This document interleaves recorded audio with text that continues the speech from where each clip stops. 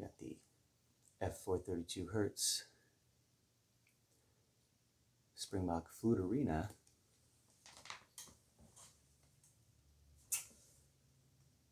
Got a cedar body, and we got a redwood, and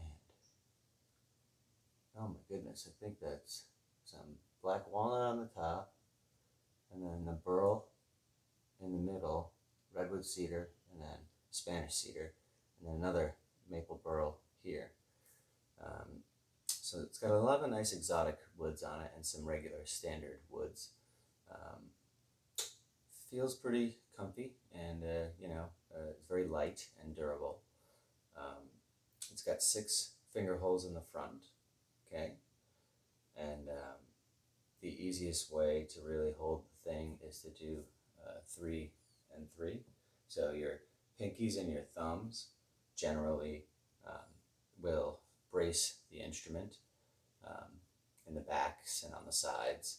If you've ever held like a recorder or any other smaller flute, I'm sure the ergonomics and the comfort is designed so that you've got 3 and 3. Okay, and of course the finger holes are so small on this that you can change the fingering to whichever fingers are the most comfortable on the instrument. So that's a nice little perk, is that you can pretty much hold it however you want as long as all of the 6 holes in front are covered.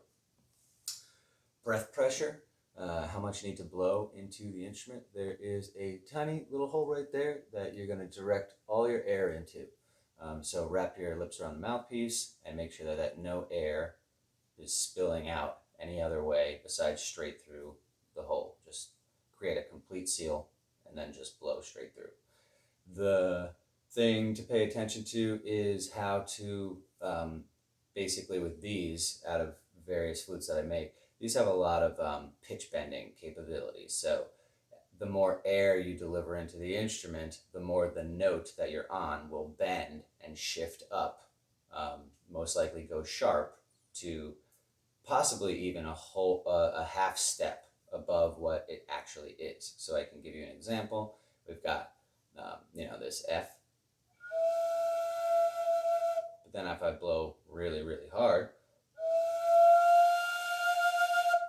then I can bend all the way up to that half step above F, which is F sharp.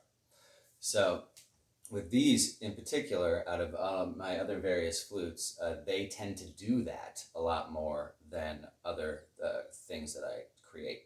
So it has a lot of really nice expressivity and versatility in that fashion, because once you start to understand how much breath pressure you need to deliver into the instrument so that the note that you want to hear is hitting the green line, if you're looking at the way that a tuner works and the needle is pivoting, either sharp or flat or right dead center, you need to operate this flute in that same way, where you need to use your ears and you need to utilize a varying amount of breath pressure as you climb up the flute. So it has its own sort of template to it. So that means that, let's say with the root note, you can start off with, I'd say, pretty average to moderate breath pressure. So close all holes.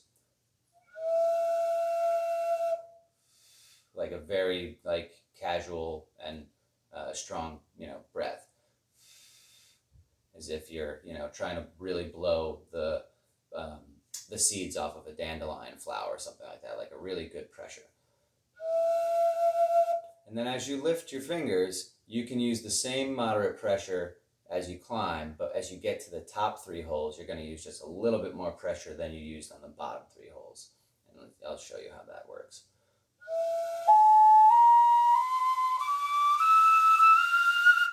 So when you reach that 6th hole, you need to really rip into the flute. Like, you got to put the air in there. Don't be shy, don't hold back. So it gets really loud because it's a higher key.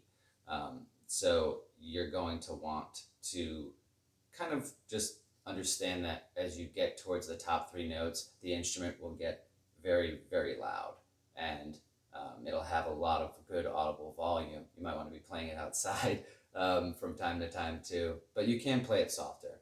But then again, that changes the note as well as the expressivity and what you can do with it. So if you want to hear the full climb, you've got.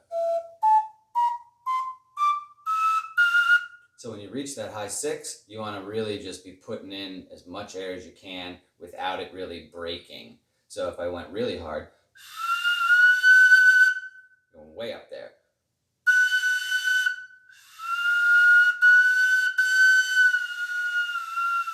So you can do that sort of, if you can start to get used to controlling the way that each individual note can like have its base level, it's like next notch up and maybe a little bit further, that fluidity between floating between all the notes will allow you to understand, I'd say, this particular scale and what it can do and the mood and the vibe that it will tend to bring. It's a pretty chill little pass, and remember, as you get up to the top, it tends to get, it's very intense and shrill and powerful. So you might want to, you can reserve those notes for, specific things if it's, not the sort of thing you want to play all the time. But that's the general climb: moderate, moderate, a little bit harder, and then hardest. Okay?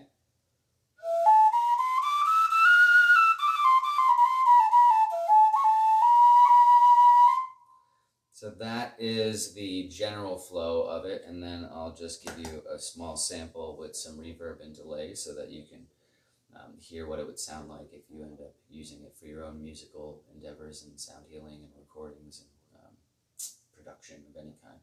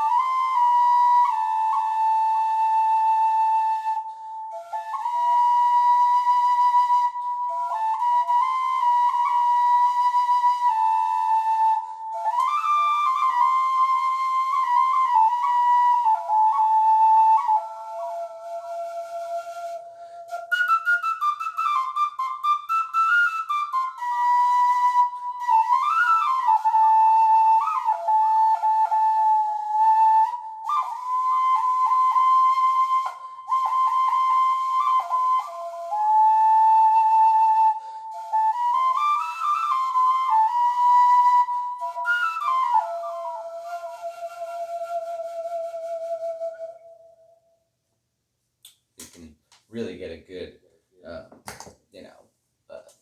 real fun power out of this. The cool part that you can start to do like right off the bat is I'd say more. If I had to give it a word, I'd say more like kind of a freestyling based approach off of it, and being able to just like you can kind of lift whatever fingers you want, and it will create, of course, its own song. You don't have to follow the set scale from going root note 1, 2, 3, 4, 5, 6. You don't have to do the climb all the way up to the top. You can always, like, if you saw I was playing, I was lifting 3 fingers at a time. I was doing all sorts of things. So you can really have fun experimenting with like what finger holes to let up and what not to let up.